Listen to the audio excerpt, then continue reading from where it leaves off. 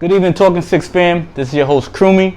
I'm here back for another episode of Talking Sticks.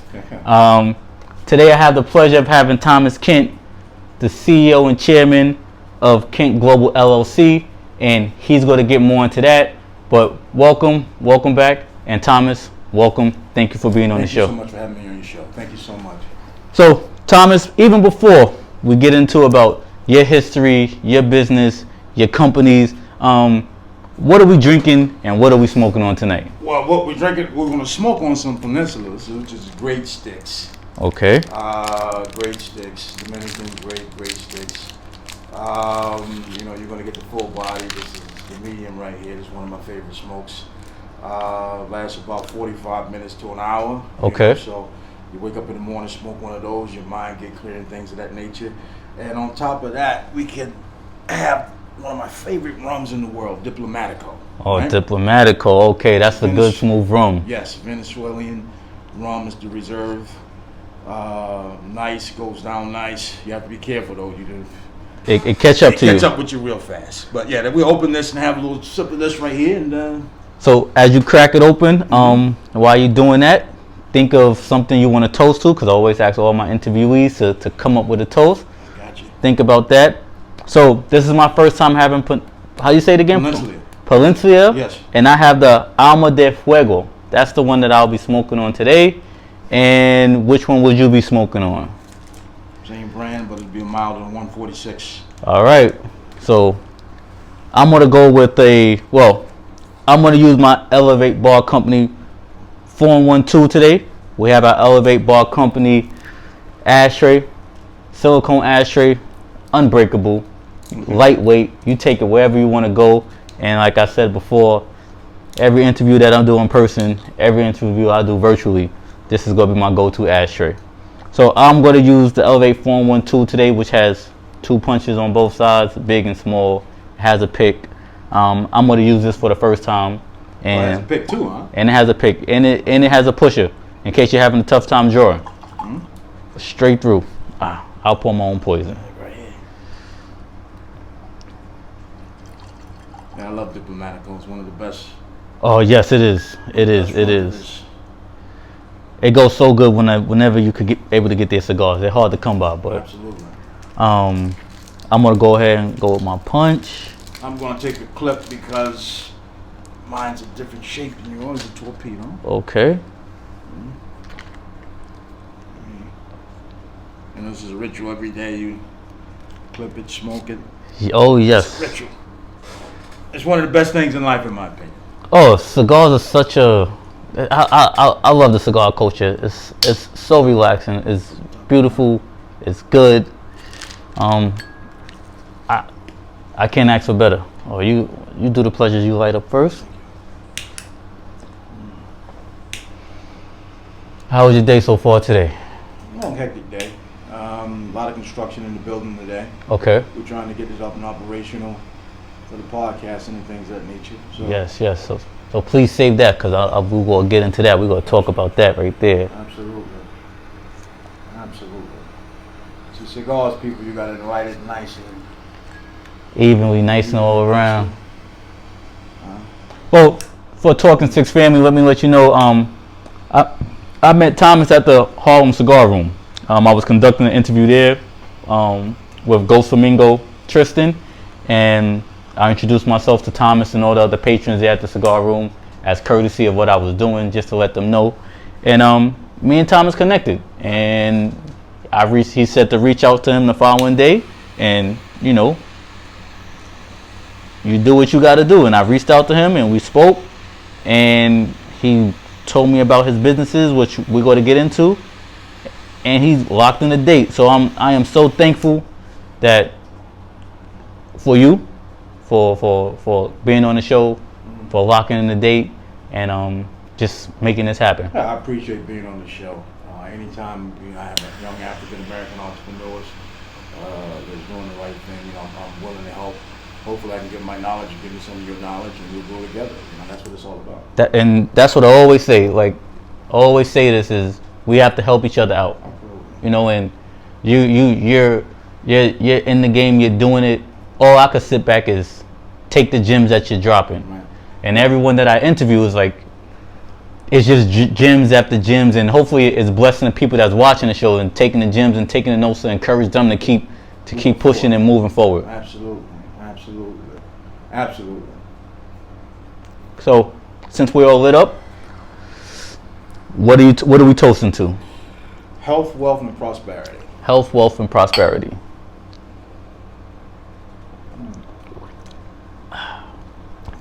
That's smooth and good right there. And it's got a little bit of peppery taste to it in the beginning. Yes.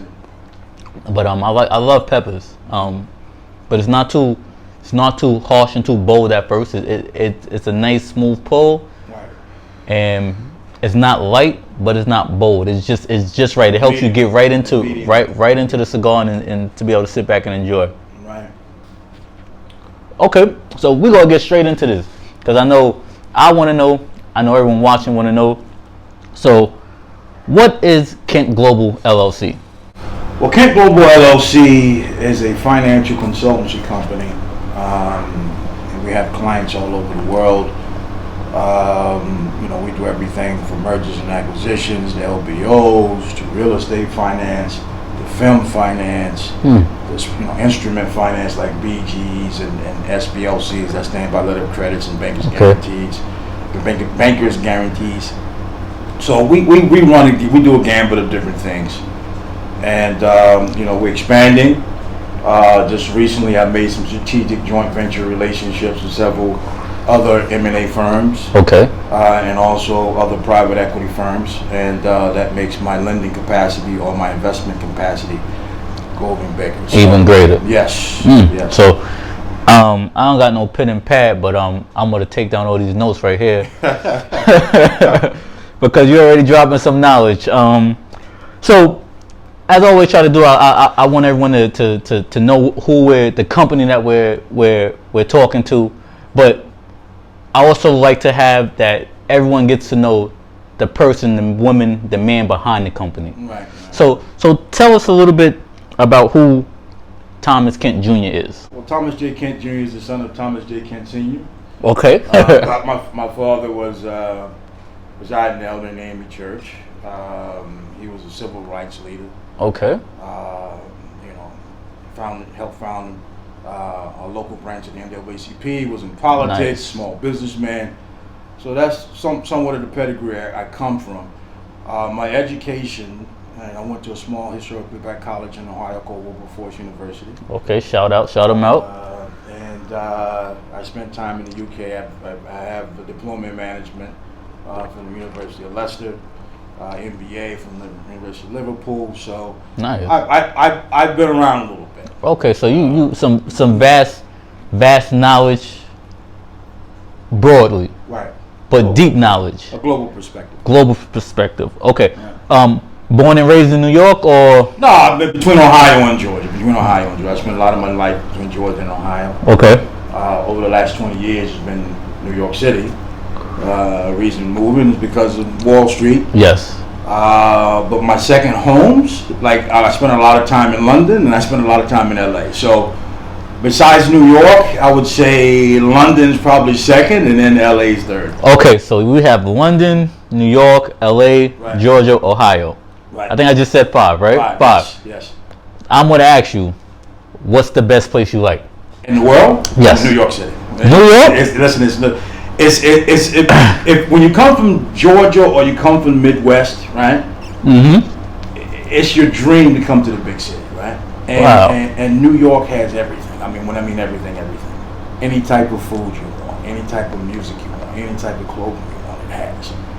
So for me, coming to New York was coming to the big time, right? And this without a doubt, this is the greatest city on earth, right? Okay. So, New York's the place to be. I can't lie, New York is the greatest city on earth. From my previous career, I've seen and did some awesome things here in New York. Even now, Right. from the cigar lounges that I'm going to or certain events and people that I'm meeting, Right. still one of the greatest. But I'm tired of New York. But you're a native New Yorker, though. I'm a native New Yorker. Native Like New Yorker. when I hear Georgia, Ohio, More Georgia. I'm like, No, when people think of Atlanta, well, Atlanta. Listen, Atlanta is an up and coming city, right? It's a popular city, especially among African Americans. But it's no New York, right? Okay. I mean, Ohio's great. Ohio has Columbus, it has Cleveland, it has Cincinnati, right? But it's not New York. I mean, New York City is New York City. that's true. But it's the pace. Like, I can understand some guys want to wind down a little bit and have a slower pace of life. That's me. Eventually, that gets old. Well, I don't want to say the slower pace. I just want the wind down, and I want my money to, my house. I understand. My house, my room, my car garage, and I could Definitely, if you go to a city that say like Columbus, let's say here in Staten Island right now, in Staten Island, a typical home will go for 4, 5, 600,000, 700,000. That's a small home. 4, 5, 600,000 in Atlanta, you get something real nice. In Columbus, Ohio, you're going to get something very nice, right? You see? Dayton, Ohio, you'll get something very, very, very nice. So, yeah, I guess if you look at it from that standpoint, your dollar does go longer, in the Midwest or in the South than New York. But New York is where it's at, though. I mean, it's just I don't know, something about New York that I just can't get enough of. Okay. Well, and it's only one other city I think can even come close to New York. And what city is that? That's London. London. Because London's a lot like New York, but it's not New York. Break it down. We have some time. Break it down. Explain for those like me who haven't been. You see the movies. The similarities are London and New York are both financial hubs. Okay. And for what I do, that's good.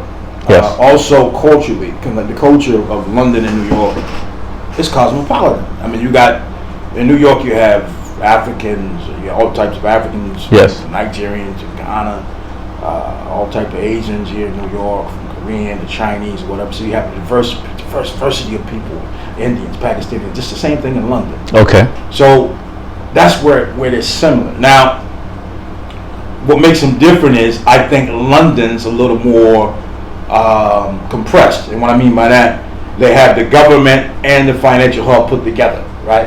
So it kind of messes up things a little bit. Okay. New York is the financial hub, and then you got DC. Right? Yes. So all of the political crap goes to DC, right? Nothing really comes to New York. New York's where all the money's been ran from, right? Yes.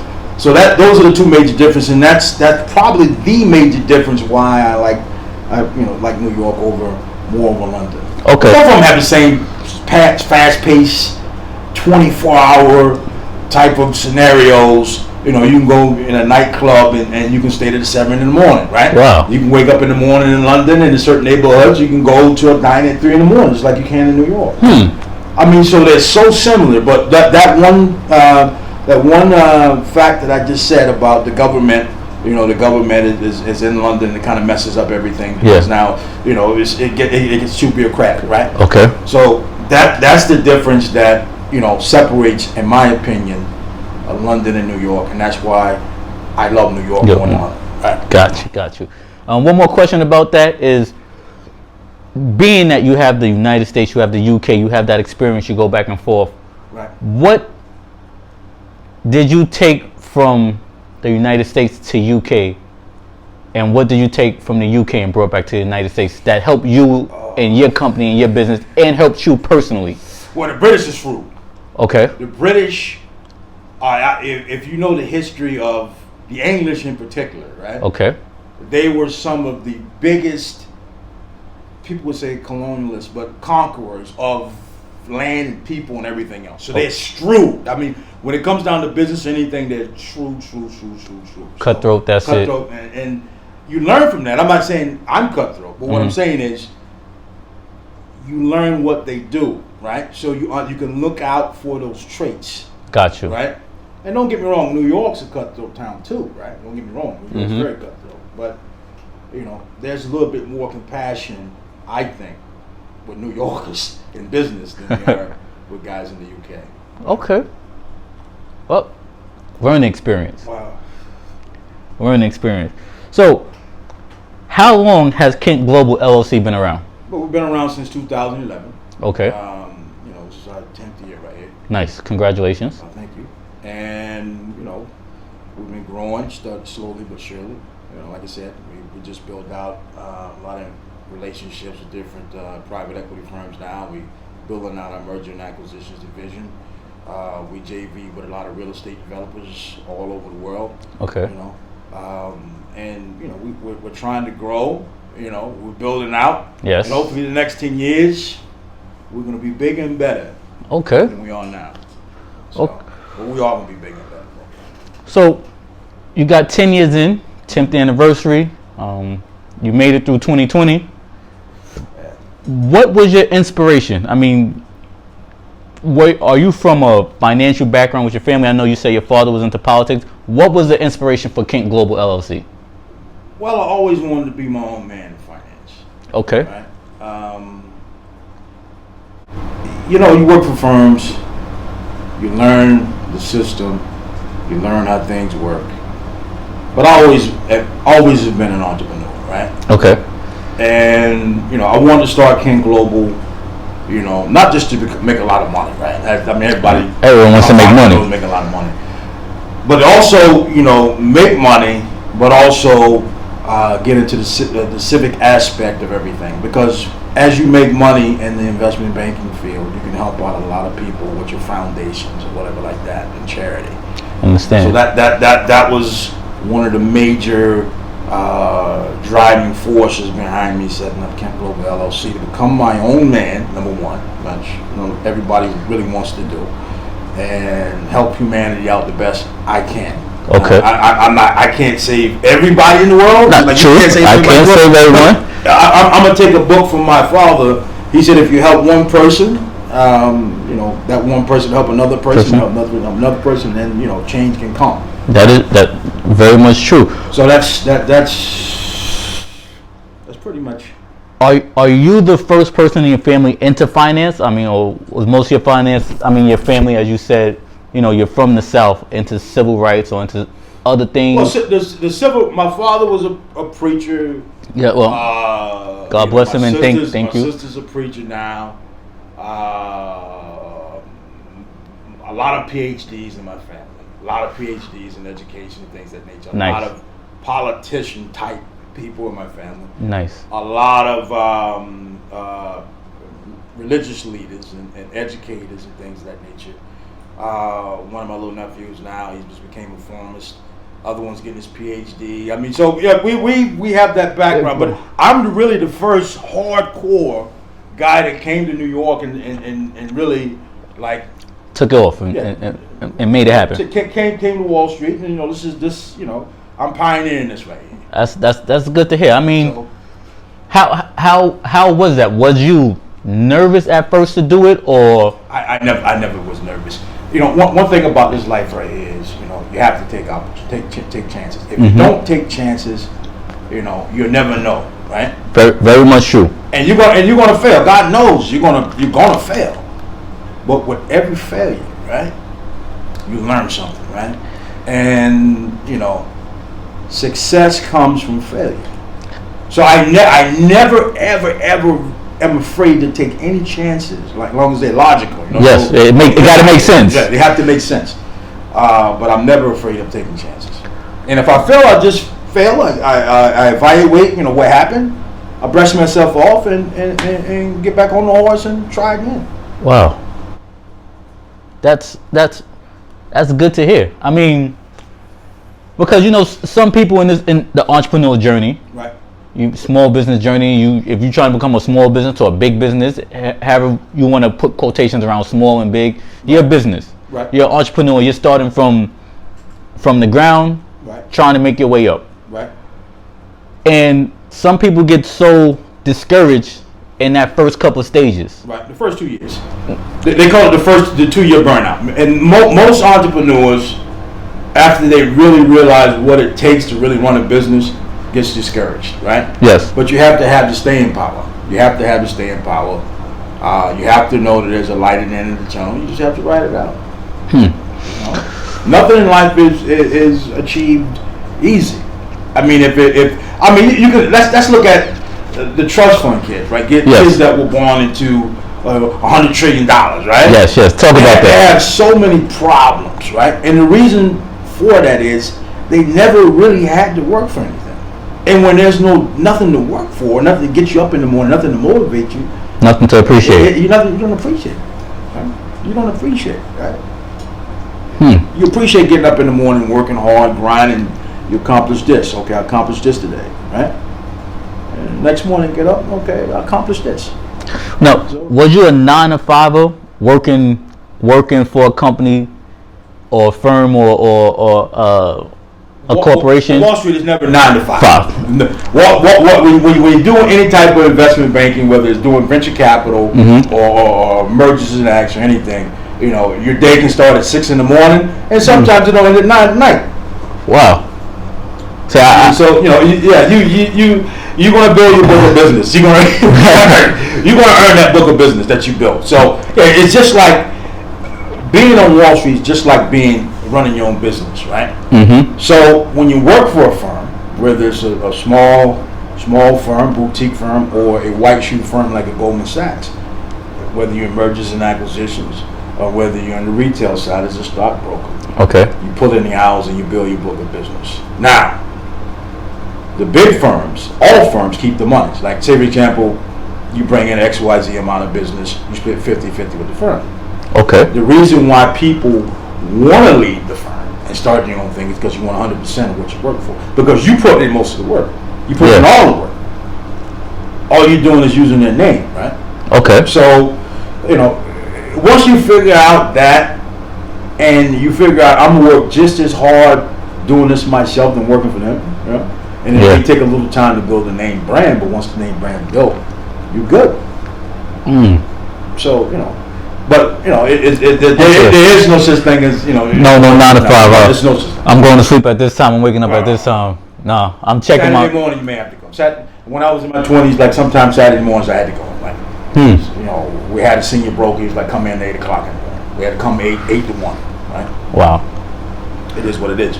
Self-sacrifice, though. Self-sacrifice. To get to where you want to be. To get where you want to go. But once you learn the knowledge and you learn the business, it's yours. It's here. Nobody can take this. No one could take. You see that, and that is a very important thing that not like so many people sometimes want to just say, I'm going to just do it myself. Right. But there's certain keys, there's certain methods, there's certain techniques that you kind of actually may have to go work for someone. Yeah, to learn the game. To learn the game, learn the ins and outs, learn what works. Right, and what doesn't. Doesn't work. Because I also feel like each field has its own unwritten rules. Right. Like unwritten rules of engagement that you have to. Yeah, like right. This is not acceptable in this world. Right, in this world. Right. You may want to do it, but it's only going to get you but so far. Right. Exactly. And Wall Street definitely has its own written rules of conduct, right? Okay. So, you know, it's certain things that you have to learn. Like we have our own vocabulary, like piker, right? When you say piker, that means small fish. Okay. You only got a piker. That's like one of the greatest insults ever, right? So, you know, it's once you learn it, it becomes second nature. You know, and you know, when I have a son, I don't have any kids yet, but when I have my kids, when I have my son, I want him to get in this business, you know. Okay. This is the business I truly believe in my heart that will sustain generational wealth. And the reason I say that is when you're in this field, you learn about everything, right? You learn about film financing. You learn about real estate financing. All the aspects of real estate. You learn about the oil and gas industry. And I sit on boards of oil and gas companies, right? I've been on advisory boards of different companies, right? So when you're on the advisory boards of different companies and things of that nature, you learn about what they do. And you learn how they make money, right?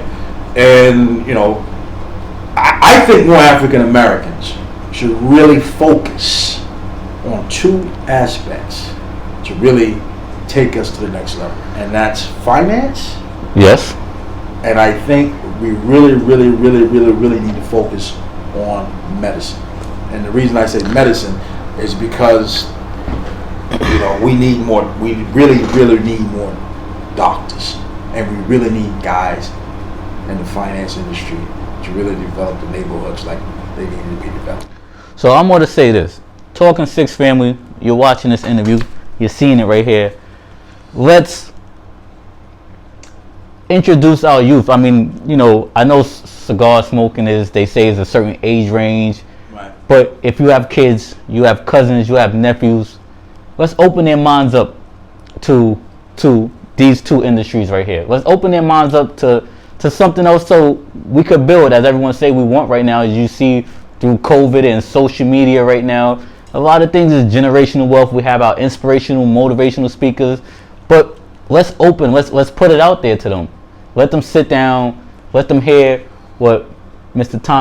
Thomas Kent has to say, and what he's breaking out and breaking down to us, dropping these gems, because it could be the start of something for your family. It could be a start of something for them, right. for a family member who wants to do something different versus the regular, everyday what we're exposed to. Right. I want to get off topic real quick. Right. So being in finance, how did you get into cigars? Was it because of finance or was it before? Well, my father used to smoke a pipe and cigarettes, right?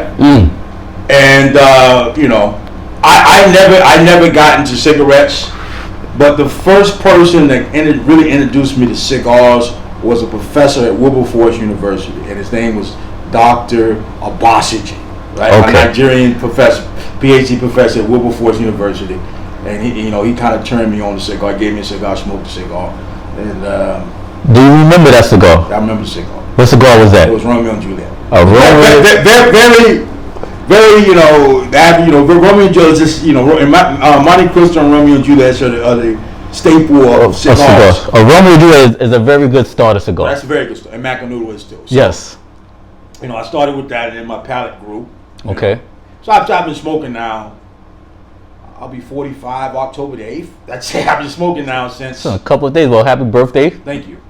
I started smoking probably at 19. Okay. So I've been smoking cigars a long time. I started smoking at 25. So I've been in smoking for about 10 years. I'm 35 now. Right. So since we got your history, we talked about you, we talked about how you got into cigar smoking, and shout out to that professor. Thank you for getting him in, because now I thank you as well.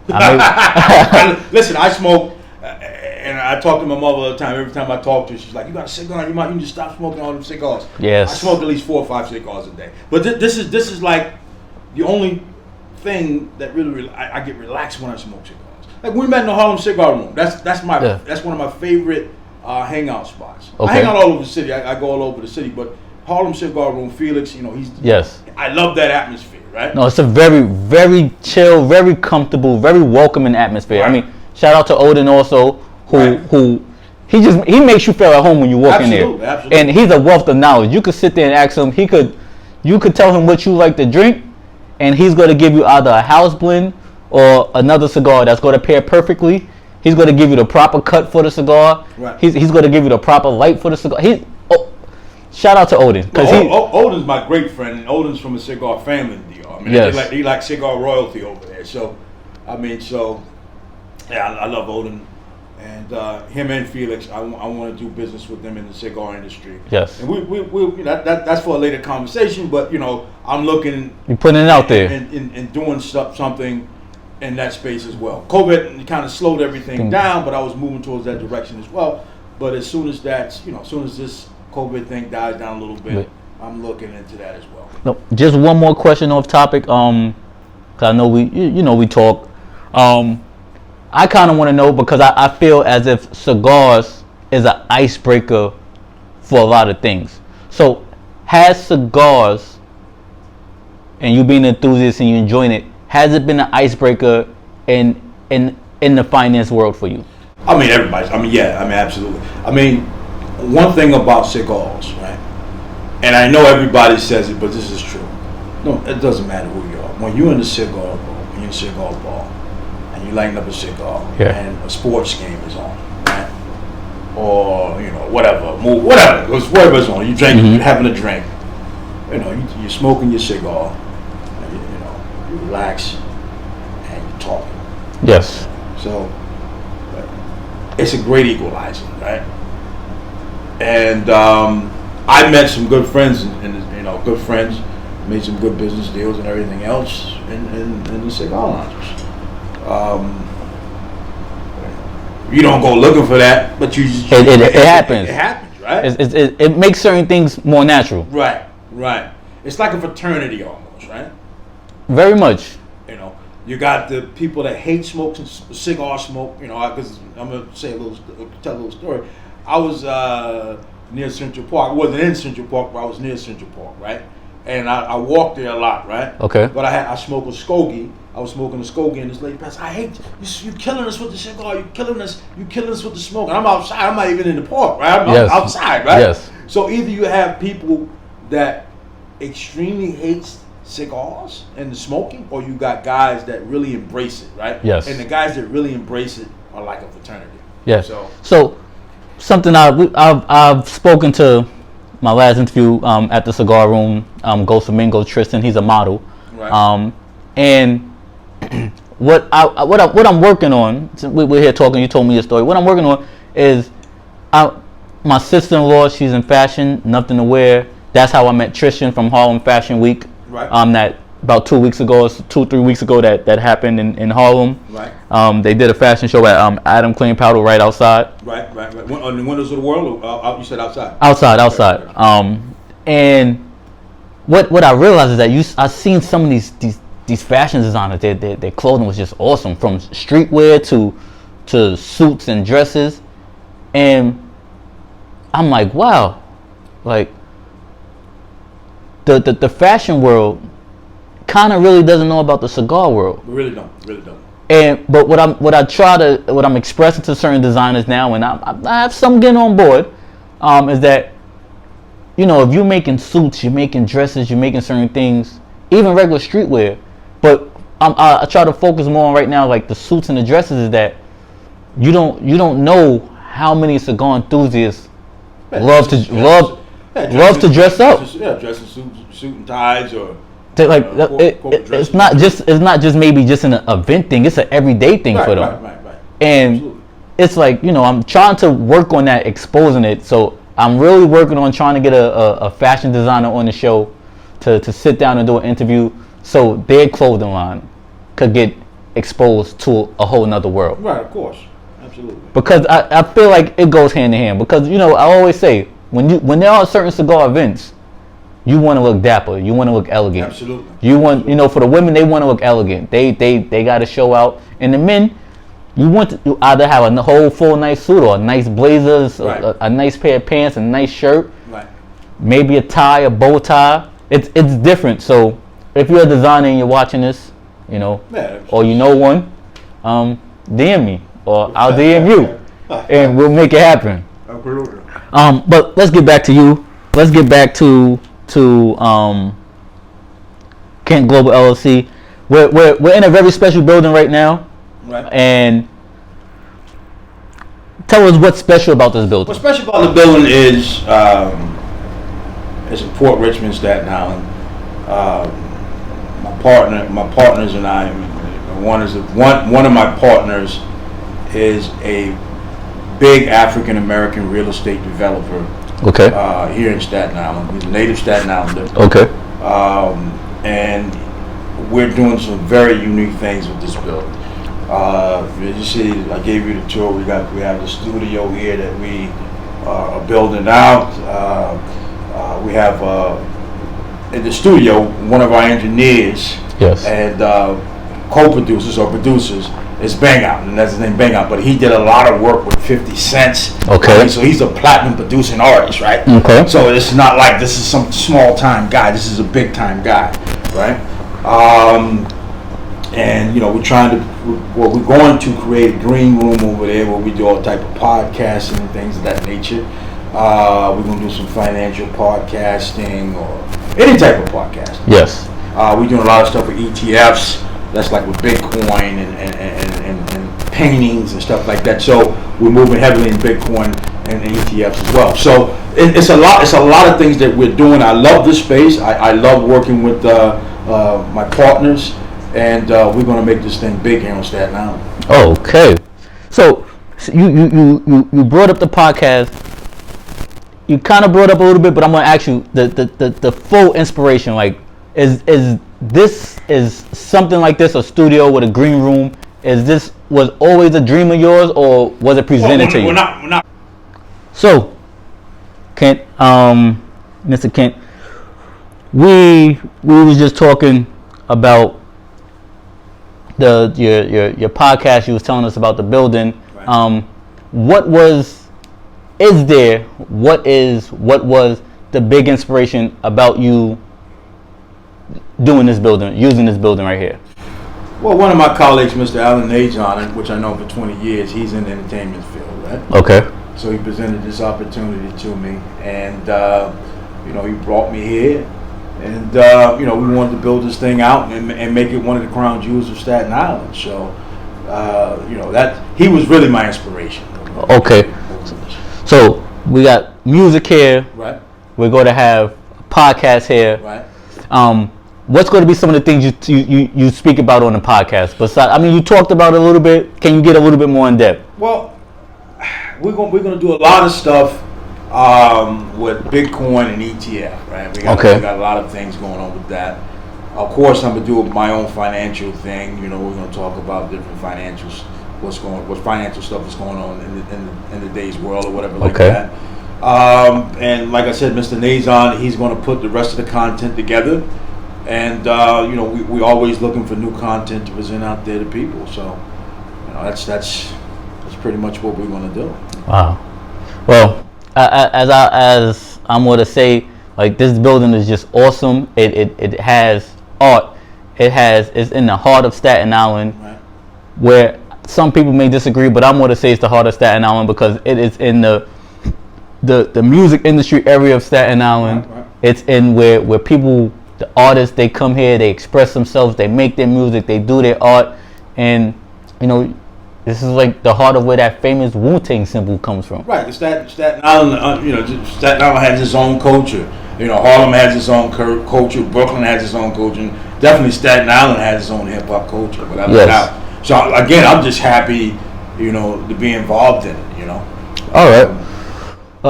That's good to hear, and I know it's going to bring forth when it's fully done, that the fruition is there, and it's up and it's running. It's going to bless and encourage and educate so many people and give so many people opportunities. So I'm going to say, if you're your engineer, your artist and stuff like that, if you're watching the show and you're doing something, you're making a name for yourself out there, this is going to be a man. He's going to guide you where if you could present yourself good enough, you never know, you could be out here and your first hit could come out of here. Yeah, absolutely.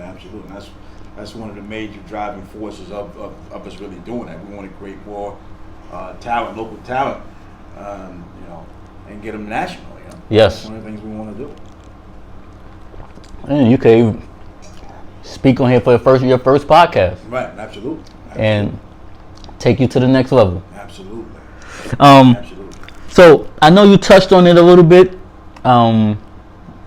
About your goals and stuff, and I know I'm at the Talking 6 question of the hour.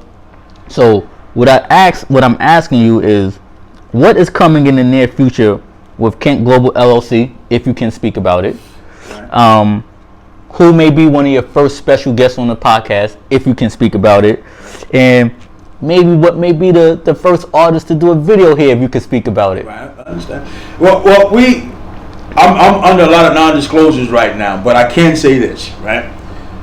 We want to have big-time guys in the ETF space to come on in the podcast and things of that nature. Like I previously mentioned before, we have Bang Out. He's a platinum producing artist. He has, he's going to bring people here. Yes. My other partner, Mr. Nazon, he has, a lot of. I can tell you his brother's Chapo. He played in, what was that series name on HBO? I think it was not Sex and Violence. It slips from my mind right now, but his name is Chop. He played, he's an actor. Okay. So he's involved in this as well. So we're going to have a lot of talent, but also we're going to be looking out for those startup guys that want to get a name out there as well. Nice. what about for Kent Global? I know you said you want offices in Beijing, you want offices all over. Right. Is there like is there officially, like, to start soon to come, a second office coming? Well, yeah. I mean, we pretty much closed the deal in London already, right? Okay. But the COVID has basically just slowed everything down. Definitely, we're going to be out in the next 24 to 36 months. We're definitely going to be out in Los Angeles because I'm involved with a few media properties that we're going to have to be out there. I mean, Yes. LA is like the hub of entertainment, It is. So LA, and London, yes. That's in like the near future. So London's 100%. That's 1,000%. Okay, that's solidified. And that's solidified. And LA in the next, let's say, 24 to 36 months, we'll have presence out there as well. Okay.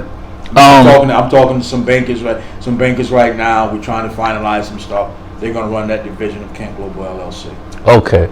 I mean, I know we spoke about a lot. I just had another question that just came to mind, if you don't mind me asking. Go right ahead. Is for individuals that are in school for banking right now. Right. And it just came to mind. But does Kent Global LLC offer them a new beginner the opportunity to get their feet wet, or you just really want experienced people? Well, yeah, experienced people and inexperienced people. That of course would be yes and no, right? Because we're building out strategically right now, but still we need back office support where somebody may come in and be an intern, a paid intern. Yes. We'll teach you the craft, et cetera, and then see if you like the banking business or not. A lot of people that get into the banking business really, it's a love-hate relationship, right? Either you love it, and you have to love it, right? Because if you don't love it, the time that you have to put in really to build something, yes, to build it, you have to put in a lot of time. So you have to love this. But we definitely give people the opportunity to see if they love it or not. Got you.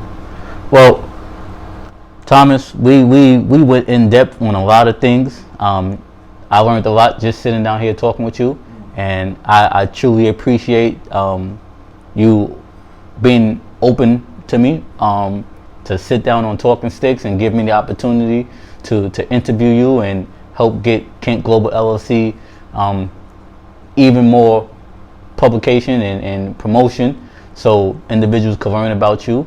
And I just want to say thank you. I want to thank you. Thank you very much. Well, Talking Sticks family, once again, this is Mr. Thomas Kent Jr. from Kent Global LLC, and he's already established, and there's so much more coming that is going to blow your mind. So like the video, watch the video, share the video. And Thomas, before we go, where can they find you at on the internet? Well, they can go to www.kentgloballlc.net, and that's my website, and they would have all of the different social media feeds like Twitter or Instagram or Facebook on the website. So please go to KentGlobalLLC.net. Please go to KentGlobalLLC.net and follow. If you're interested, please tell him that you watched the video, Talking Sticks, and be guided from there. And if there's nothing else, me and Thomas, we go to finish sitting down here, enjoying our cigars, enjoying our diplomatical room, and we just go to chop it up some more. So as I always say in closing, peace, love, and God bless. Until the next episode. Peace to everybody.